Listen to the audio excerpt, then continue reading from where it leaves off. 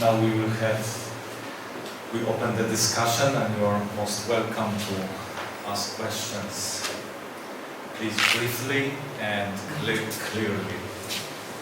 May I ask, how does the trade benefit the Jesuits? So, like, is there any financial interest that help financing the Jesuits and the evangelical activities throughout the process, please? Sorry, the last. You mentioned about trading. You mentioned about the Jesuits or the priest is acting like a commercial agent. Mm-hmm. So, is there any real financial benefit that they gain from this activity, or how does it help them to finance their evangelical activities here? In terms of, is there a rough percentage?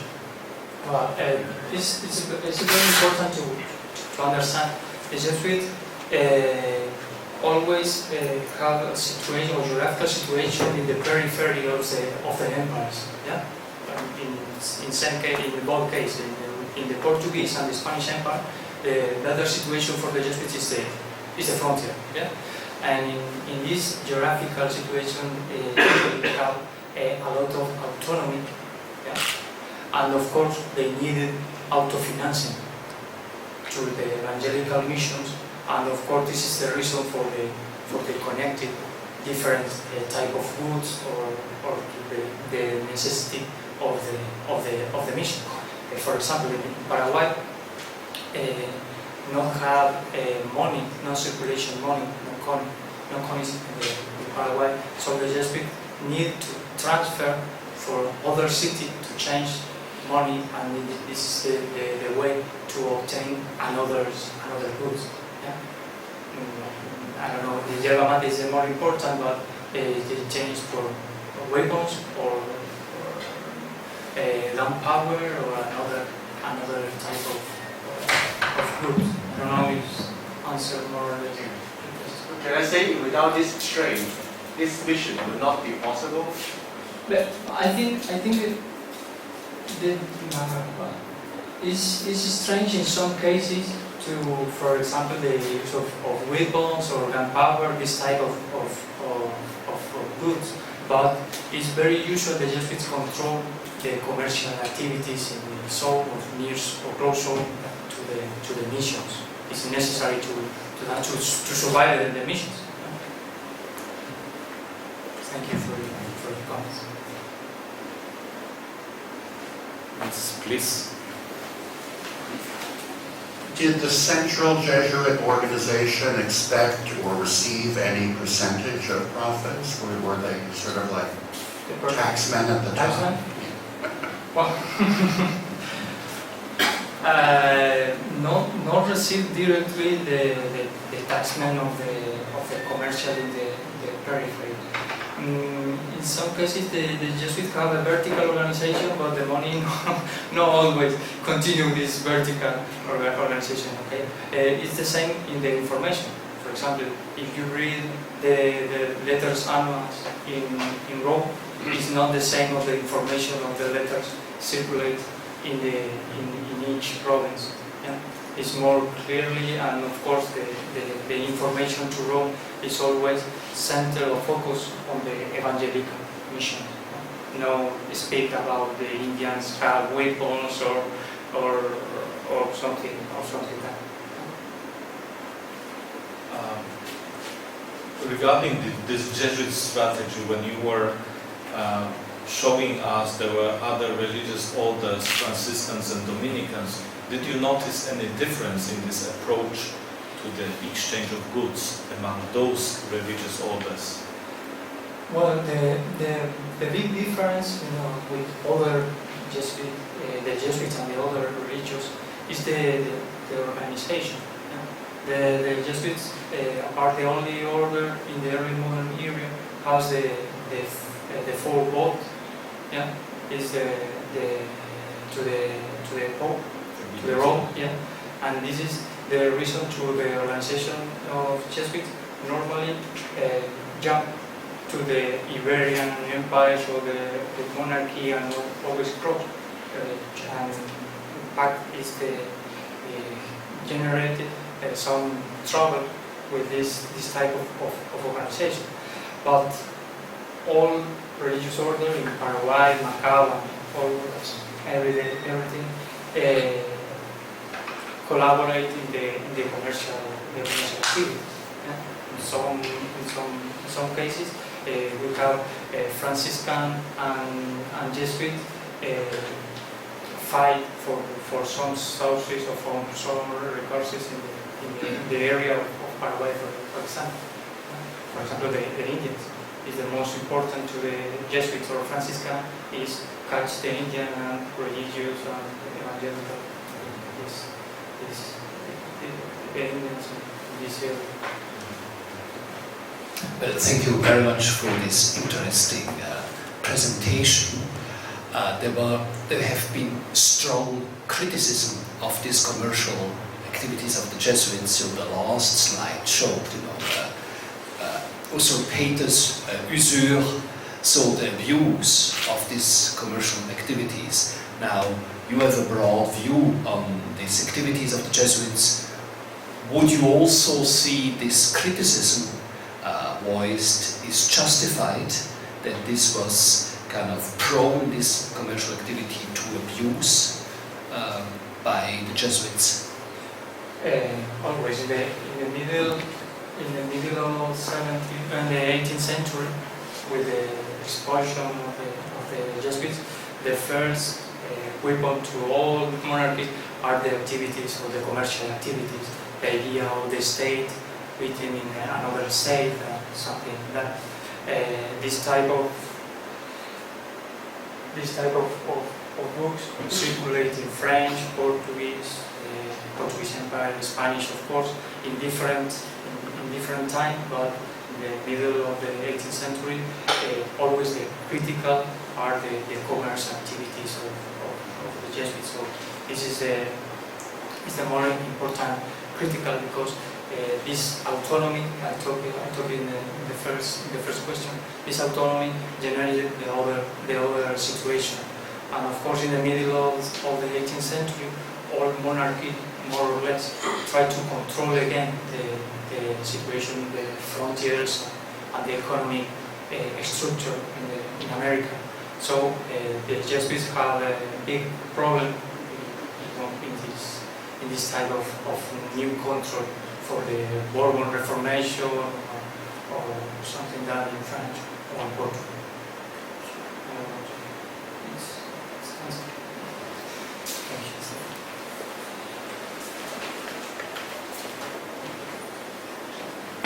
Yes, my question is a curiosity. Is there any connection between the trade business that presented and the suppression of the society of users that came later? The suppression. So the suppression of the society, the connection with the trade. Well, maybe it's in the way of the answer of Stefan, the father of Stefan Rowling, because of course always the expulsion of the expulsion of the Jesuits. I not continue my research later of the restoration of the Jesuit organ in the 19th century, but always the more critical view is this activity or this commerce activity of the Jesuits in this area. This is the importance of the information and the circulation of the letters and memoirs and others. Always, we must think in the early modern era, the information circulating another type of time. I always say one letter from Paraguay to Seville, more or less 2 years to arrive. Yeah? And then to the answer of the king is another 2 years in the good way. So imagine to the governor of the Jesuits write about I need defense or I need something. It's more or less 4 years to give an answer, and maybe the king say I need more information. So this is another time and another type of circulation in the early modern area, the circulation of the ideas and this type of critique. So this is a kind of sharing and complementing or listen to each other. But returning to this point of, I believe from historical facts, the initial idea of this commerce beginning was, for instance, I take Valignano, the great man here in Macau, for the foundation of the college and so on. The fundamental point is to have money and to be able to maintain the missions. So I reverse a little bit, if allow me to say, is a purpose of a service of evangelization, if I can talk in this way, brings a sense of reality. If we don't have money, we don't maybe so easy to construct the missions. Even in Macau, the famous black ship was the trade between Macau and Nagasaki in terms of metal, silk and so on. What for? Fundamentally for having money for the missions around here, mainly in China, and even the College of St. Paul. The question is, step by step, there are people abused, and there are other cases in even Latin American or even in the Central America of a very great scandal of using money as in a merchant reasons and not justifiable, and some of them we were punished out of this. So I would say there is an initial good intention, people with the feet on the ground for purpose more spiritual, but the humanity brings distortion. But coming to the point of Professor Victor saying, I'm convinced this question of exaggerations are not economical power in some way, but also the political power, because many Jesuits began to be advisors of the kings and so on and so on. And putting all together, money and politics, sooner or later have an explosion. What comes is exactly in our own country, my own, Marquis Pombal, and also in Spain, all together they begin to get things, I would say information like this for making the suppression of Society of Jesus. So I would say is a reality exaggerated and brought a very painful experience. Well, thank you for your comment, Father Siqueira. Of course, I agree in all your comments. The city of Macau and the Jesuits, of course, are trade, and the trade is the heart of the Macau. So when the Jesuits arrived, of course, needed to maintain we think in the Chinese mission in general, always Macau is the point of the survival of the Jesuits. In some years in the 18th century, the Jesuits expulsion from the court of King or the other sides of Canton, and always Macau is the last point to sustain the Jesuits order. So the other thing is the silver was very important to the Jesuits. The Jesuits have a connection between the American silver or Japan silver with the China. If we see the subsidy from Philippines, for example, or the expulsion of the Jesuits, we can see a lot of money of the Jesuits give to different neighbors from Philippines or from Mexico or from other sides of America. So the links with the Jesuits and the commercialism in my case I think is very important. And of course the evangelical mission is always present, but in some cases the money is more of the necessity of these missions. And the political power is the other thing that is not mentioned, but of course, always the Jesuits have a strategic position advisor of kings in Spain or in Portugal, always is the consigliere of the king, and always have a big troubles with Pombal and the Bourbon Reformation, try to cut this power and political and economic power of the Jesuits. I agree with your comments. Thank you. May I just One ask more further question, yes, please. how much is the percentage of the black sheep trade get into, say like the Jesuit in the black sheep trade? Is there any research about the percentage that the Jesuit get from this trade? Sorry? The black sheep The black sheep. between Well, Nagasaki and Macau. I only see some example of the black sheep in the early years of the 17th century. In the other years, this traffic cut because the Jesuits expulsion from Japan. So the continuity of this activity is very difficult to the Jesuits in Japan. So he moved from other sides, for example, from Philippines, and connection with the silver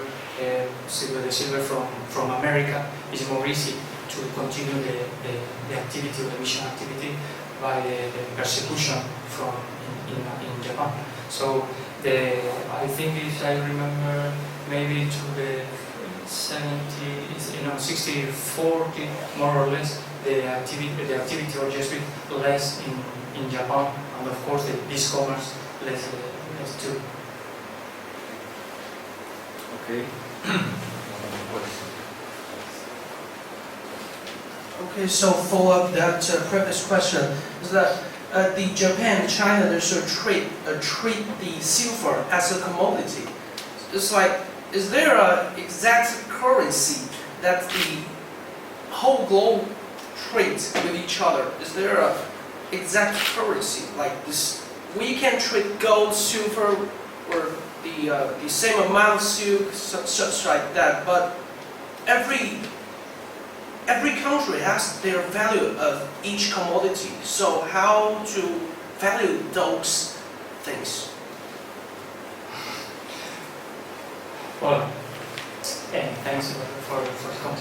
Of course, when we talk about the change and the exchange between two territories, Japan and Macau or another, always we think in one, two or goods, but all travels try to take goods more expensive, to have more money. For example, the mask.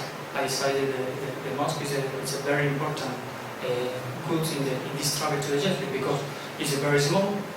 No, it's easy to take and sell in another territory, and it's more expensive than other commodities. Of course, is this a work in progress? I try to incorporate all comments and suggestions, and the control of the Jesuits in the Japan area, I think is very, very important to Macau. For example, the Jesuits are responsible to the first weapons arrived to Japan. It's in connection with my other research in the Paraguayan missions of the weapons and the activity of firearms. All firearms in Japan are the first that arrived with the Jesuits commercial activity. So thanks for the comments, and I try to continue and try to better answer in more or less 3 years.